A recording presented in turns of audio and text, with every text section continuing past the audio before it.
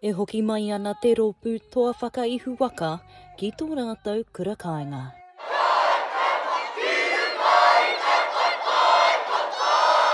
Me ngā taonga toa mai te whakataitai Kapa Haka tuarua o tēnei ki tau. Koinei te aonga o ngā waiata o ngā hiatau a te koutu e whakapaukaha ana kia eke ki ngā taumata ike ki ngā mahi katoa. E kōrero ana a ani pātene biru mō te whakatīnanatanga o ngā waiata o rātou mā. Takutu ki te taha o te Kapa Haka o te koutu.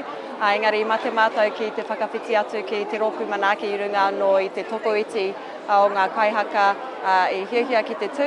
E rawete ki te rātou a koroa te wā, kaore tino ki te rātou, tō rātou wehenga, tēnei te wātua tai ko ki te nuinga, nā rene tino rawete ki te rātou, te hoki mai ki wanganui a rātou tēnā.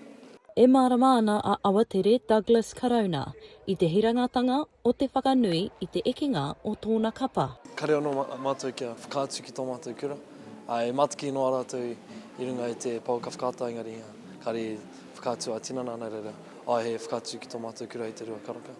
E wahanga o ngā tauira kia whakatau ai te rā taumahatanga e noho ana ki runga i a rātou. Nā reira, inei mahi ka whai wāhi ai rātou i te hoki e ngā whakaaro ki aia.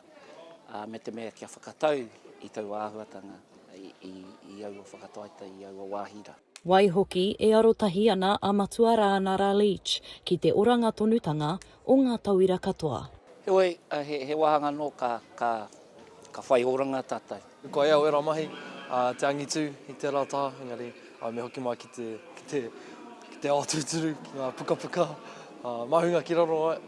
O te tīmatanga o te kura, ka hoki ngā mahara ki taku tuaititanga ko ngā pakeke era e kaha uru ana ki ngā whakataitai arohe, ahakoa kaori eke i atau ka hoki atu.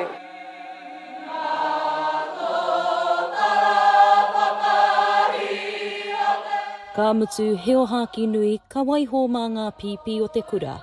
I te mea ka noho mai ko ngā tuakana hei tauira mā rātou a ngā tau e heke mai nei. Mai o hapānapa, mā Aukaha.